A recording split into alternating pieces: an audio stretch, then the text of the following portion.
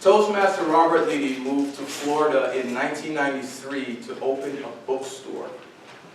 This morning, he will give you an understanding of his 18 years in selling and buying books.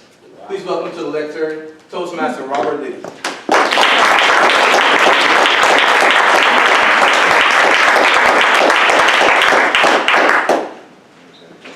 In the late 1980s and early 1990s, I lived in Southern California. I had graduated from college. I was thinking about what kind of career I would like to pursue. I was substitute teaching. I wanted to open up a business. I had some friends who also wanted to open up businesses as well. And we would meet and just talk about what kind of businesses we would like to open up. At a certain point, I got the idea in my head that I wanted to open up a used bookstore. I actually came to Florida on vacation to visit my parents. And while I was here, I visited Brandywine Books in Winter Park. I went in there and, oh, this is nice.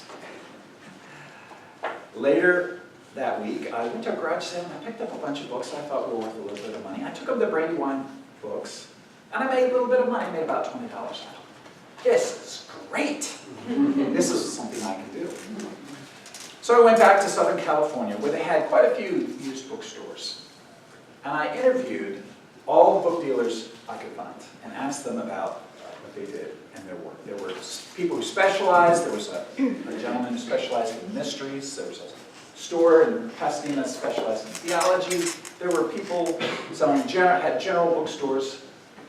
And so I talked to all of them about how to do this, and I also got a book on how to open a used bookstore. And I told my wife, this is what I want to do. She said, okay, let's do it. So we moved to Florida, and within about 6 months, I had opened up Leedy's Books on the corner of Hal Branch Road and 436. And this was in 1993.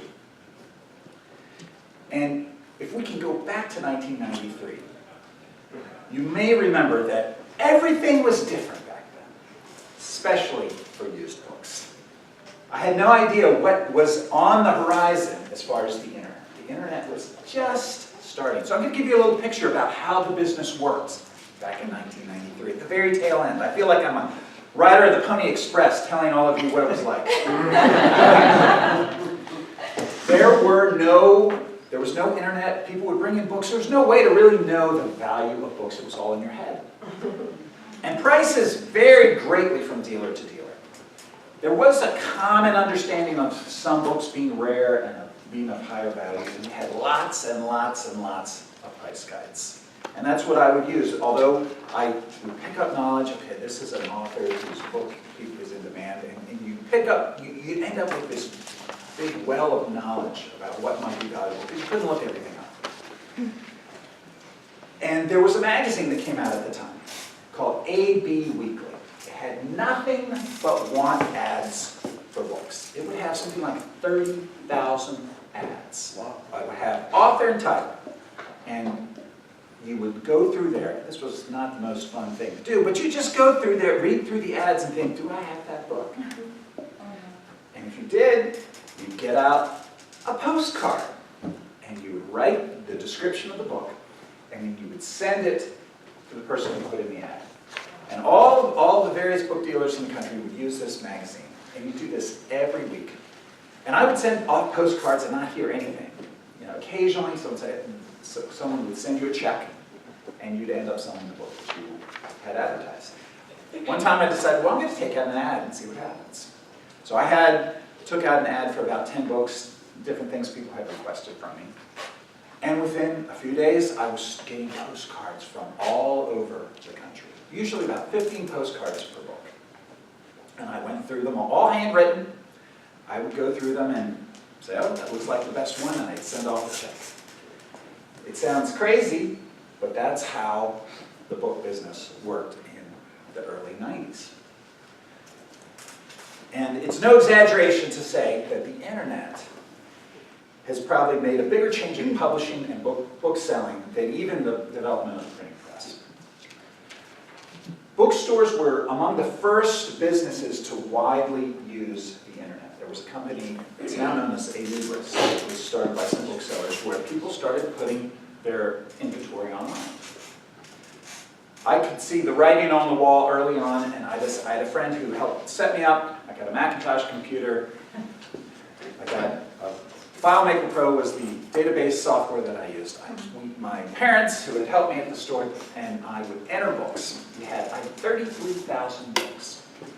So I developed a database system, and I started putting them all up on Libris. And shortly after, there was Bibliofine and Abe Books, which was the biggest website at the time. Put all these books out there, and the first thing that happened was getting flooded with orders. And not only that, many books that I thought were not worth anything, I could get a lot of money for. It was unbelievable. Books I had for $5, $10, I could get $50, $60. I was like, this is unreal. This is the best thing. It was a gold mine. A lot of other people found out about that too, though, unfortunately. And what happened was all sorts of people got into the business. And those prices that were at this level that had gone way up started to go down. And they kept going down. They kept going down. And so many books that you would have at one point maybe got $10, $20, $30 for, all of a sudden there were 50, 100 copies on the internet not being unsold. So the prices for books went down, and the whole business of selling books changed. The bookstores that lasted, and I lasted until 2011, until I sold, had to get either bigger or very, very, very specialized. I ended up selling to Bright Light Books, which decided to get better.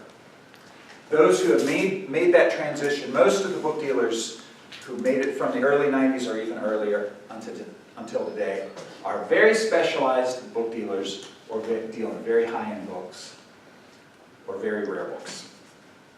But it was a wonderful experience, and I'm glad I'm still in books. I actually work for Bright Light Books today, and I wish I had more time to tell you more about it, but that is what I will tell you this morning. Thank you.